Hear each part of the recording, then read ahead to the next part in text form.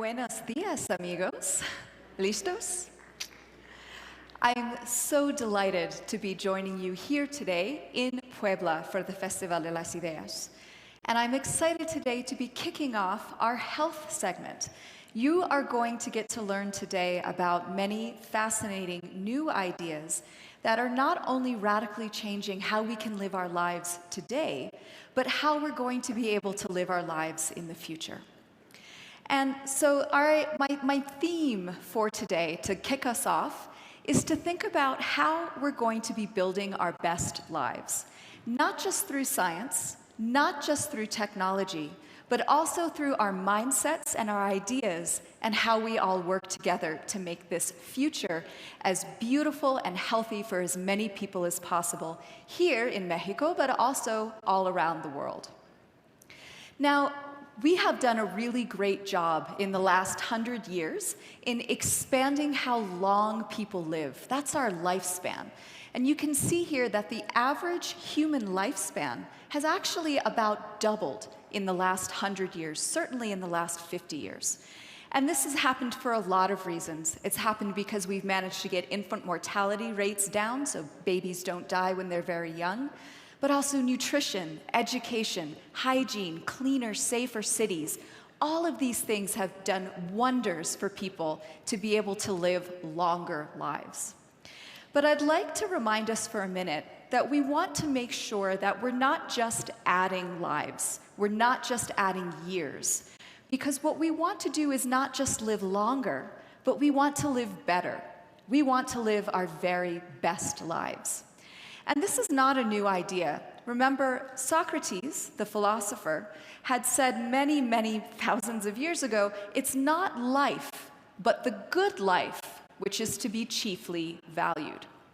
So in today's session, we're going to be looking at how we are doing that, not just about adding on more years to the life, because we've already done that, but making sure that we are spending those lives, years, healthy and happy, doing the things we care about with the people that we love on an earth that is very well taken care of.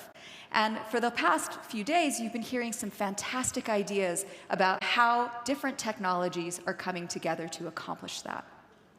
But let's focus for a minute on health. Today, this is how we spend our healthcare dollars. About 30% of the money we spend in healthcare goes to treating symptoms of diseases, and another 60% goes to modifying the diseases that we already have. So that's today. But what we're expecting to see in the coming years is a radical shift in how those dollars are spent. In 20 years, we expect to see that about 30% of our healthcare dollars are actually going to go to preventing diseases before we ever get them, and 40% to curing a disease.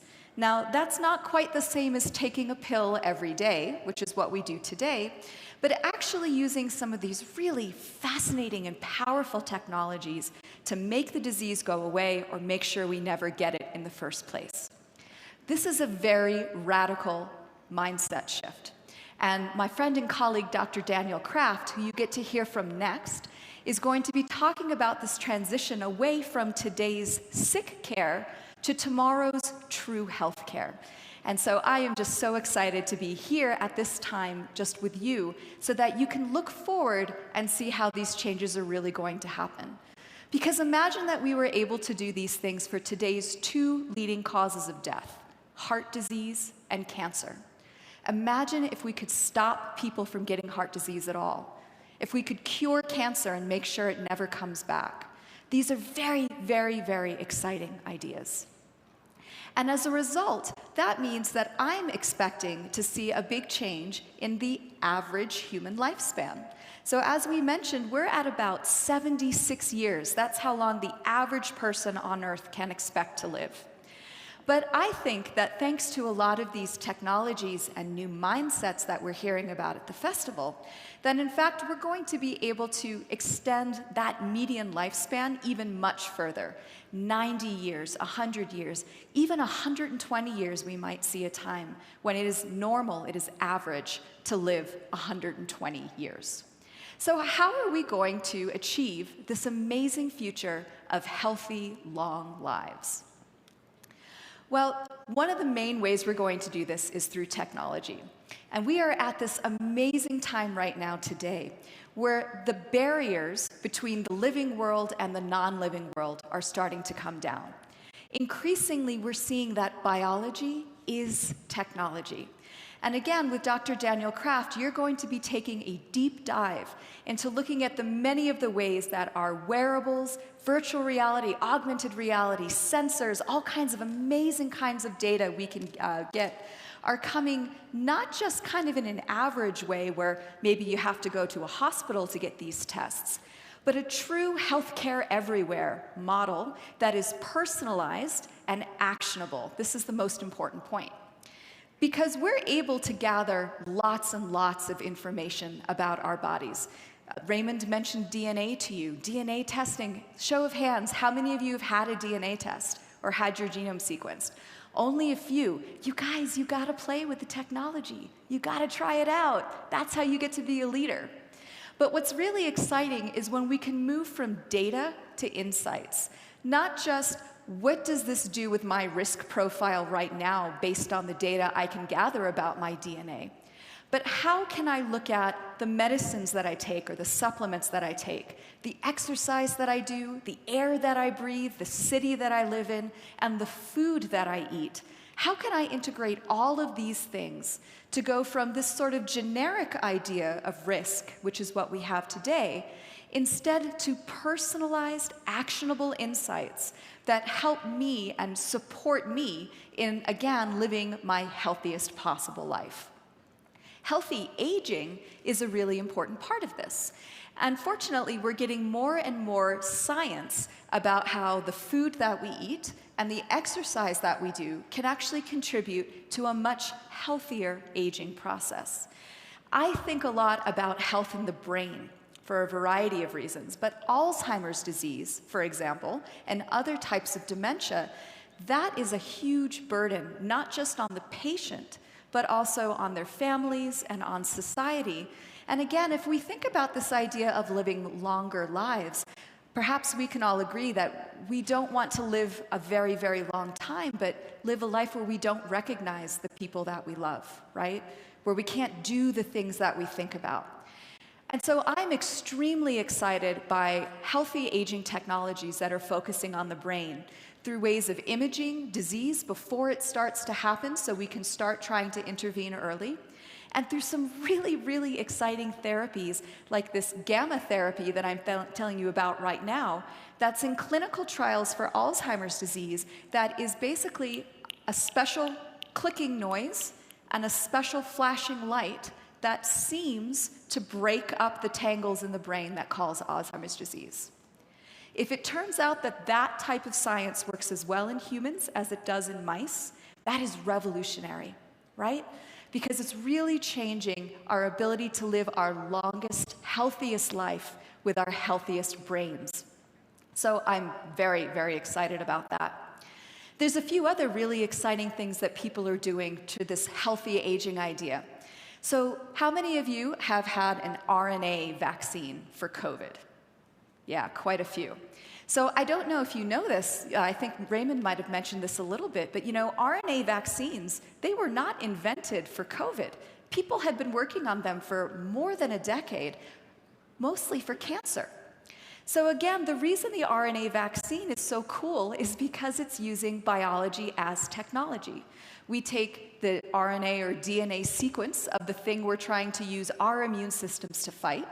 We turn that into the vaccine. We load that vaccine into our bodies.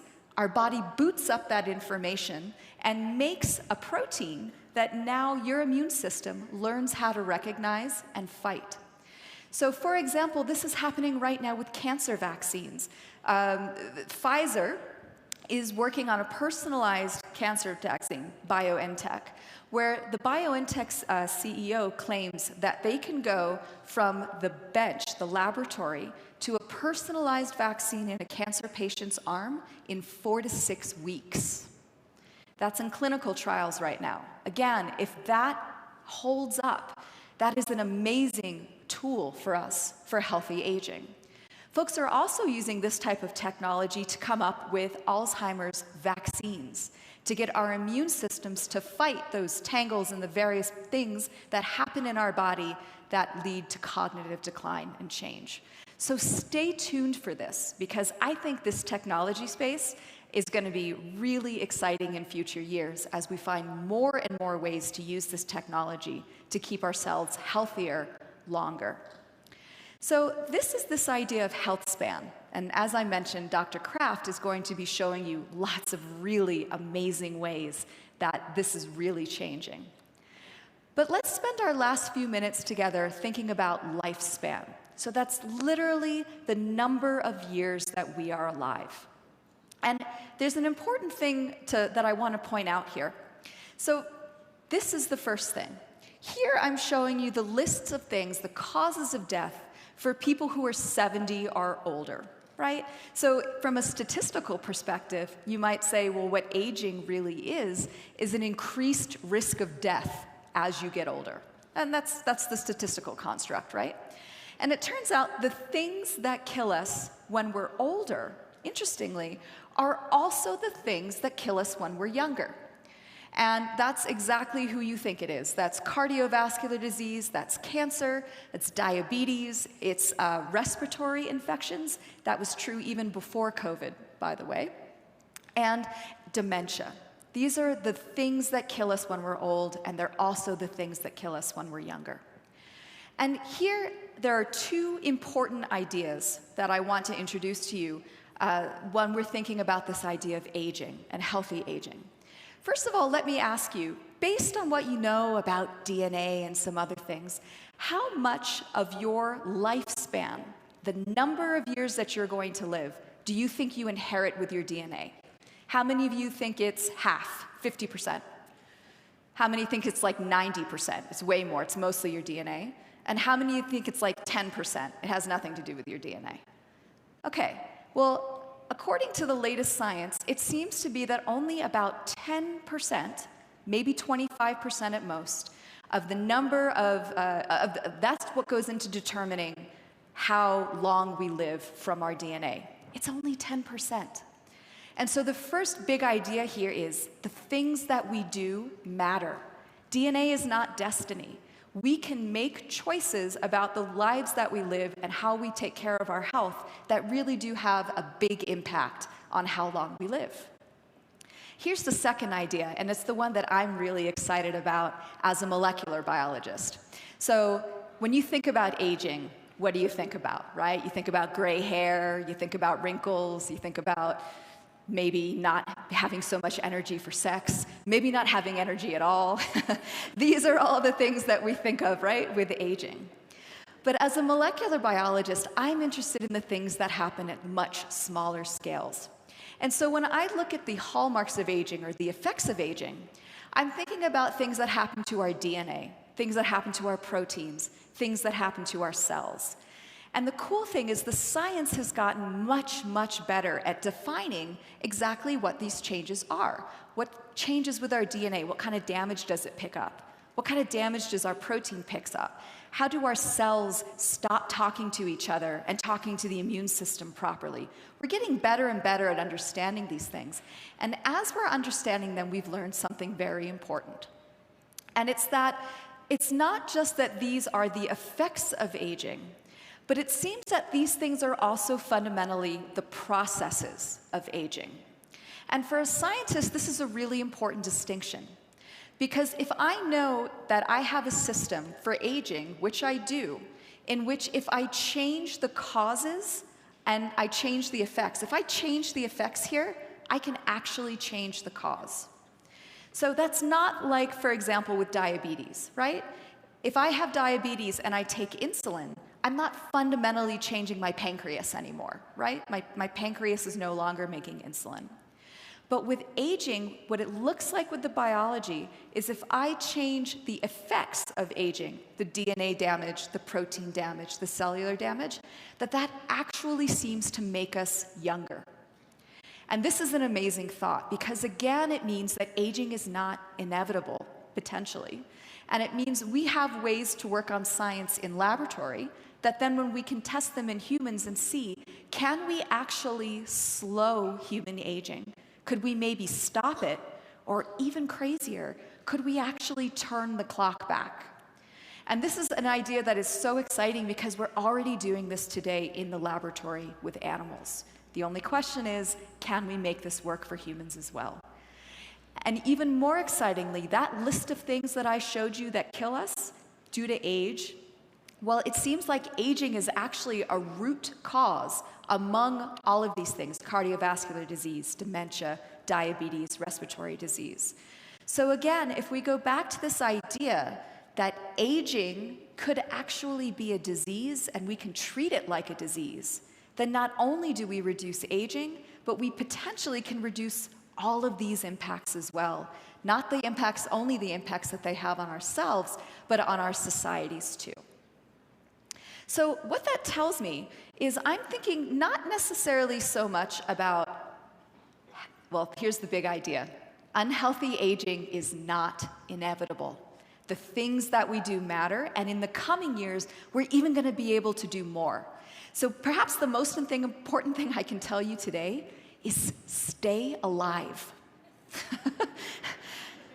Wear your seatbelt, get your shots, take your medicine, be careful what you eat. Do all the things that you can do to stay alive now, because the science is coming that we are going to see potentially expansions, not just longer average human lives, but maybe even maximum human lifespans that could be much larger, much longer than anything we've seen before.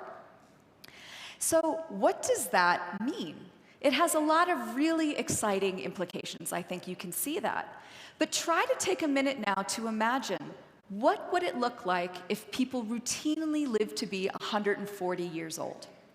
Let's say even 120 years old. Let's say people routinely live to be 120. You should have a lot of questions about that, right? Like, where are all these people going to live? What are our cities going to look like if we have people who are 120 or 140 years old? What does a mortgage look like if you're going to be living in a house for 100 years? That's a really important question that we need to be thinking about. It also says really important things about education. How many times will I expect to go back to school in a 140-year life? What does work look like?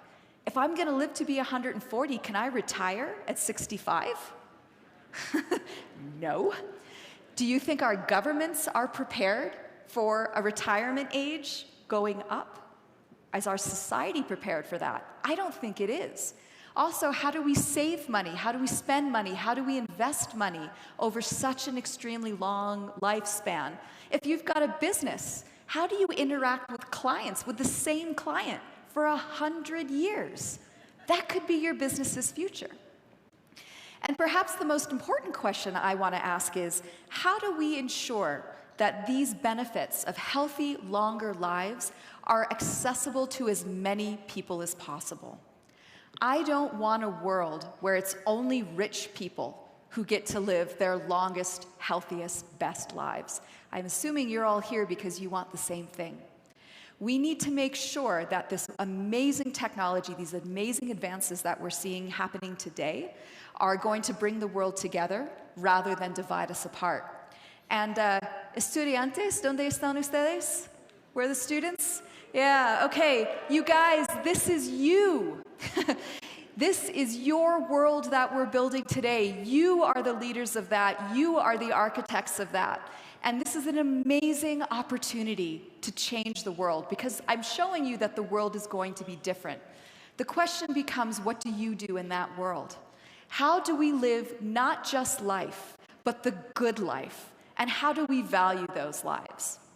So looking forward, we are going to be doing this work together.